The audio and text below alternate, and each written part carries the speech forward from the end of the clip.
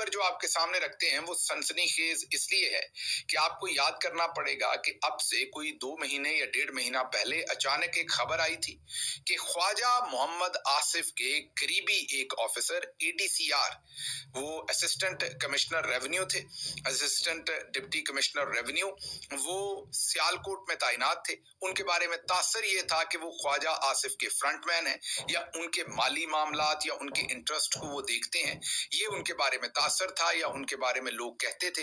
उनको अचानक उठा लिया गया। तरह तरह की बातें हुई। किसी ने कहा कि मरियम नवाज ने उठवाया, तो किसी ने कहा कि उनको मिलिट्री इंटेलिजेंस ने उठवाया। हाल ही में याद कीजिए, जो नेशनल क्राइम एजेंसी के लोगों को MI ने उठवाया हुआ था, हम ही ने वो एक्सक्लूसिव खबर आपके सामने ब्रेक की थी। उसके बाद उन अफसरान को अदालत में लाकर पेश किया गया था। बिल्कुल इसी तकरीबन तरतीब के साथ ये काम भी हुआ था। इकबाल संघेड़ा नामी ये जो ADCR था, इसको अचानक से गायब कर दिया गया। फिर ये पुलिस की कस्टडी में आ गया और बताया गया कि इसने बहुत करप्शन की है और इसके पीछे ख्वाजा साहब हैं और वो इनको बचाने की कोशिश कर रहे हैं और अब इनकी इन्वेस्टिगेशन भी हो रही है और इनसे बहुत सारा करप्शन का जो माल है वो बरामद भी हो गया, मिल भी गया है। उसके बाद इन्होंने जमानत फाइल की, लेकिन जमानत इनको ना मिली।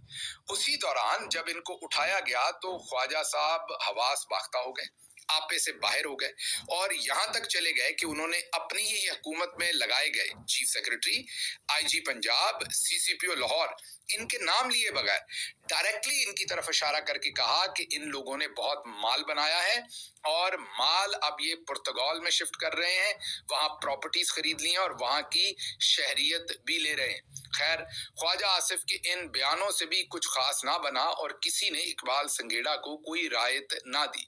उसके बाद ख्वाजा आसिफ ने मुतअद्दिद बार नवाज शरीफ साहब से मुलाकात की कोशिश की, जो ना हो सकी, लेकिन आखिरकार 3-4 कोशिशों के बाद ख्वाजा आसिफ की नवाज शरीफ साहब से मुलाकात हुई, जिसमें फिर इस मामले को थोड़ा रफा दफा करवाया गया।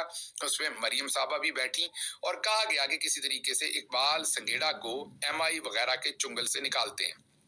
खैर, उसके बाद से ख्वाजा आसिफ तो इस मामले पे खामोश रहे और ये मामला भी बैक बर्नर पर चला गया। लेकिन अब से जब हम ये रिकॉर्डिंग कर रहे हैं पीर की दोपहर को तकरीबन 12 बजे के करीब, तो उससे 1 घंटा पहले जो खबर आई है उसने अब सनसनी मचा दी है, क्योंकि इकबाल संघेड़ा जो असिस्टेंट डिप्टी कमिश्नर रेवेन्यू है वो एकदम गायब हो गए। जी हाँ, इकबाल संघेड़ा जो कि ADCR रेवेन्यू है सियालकोट के, वो एकदम से गायब हो गए। गायब कहां से हो गए, उनके बारे में अब पुलिस ये क्लेम कर रही है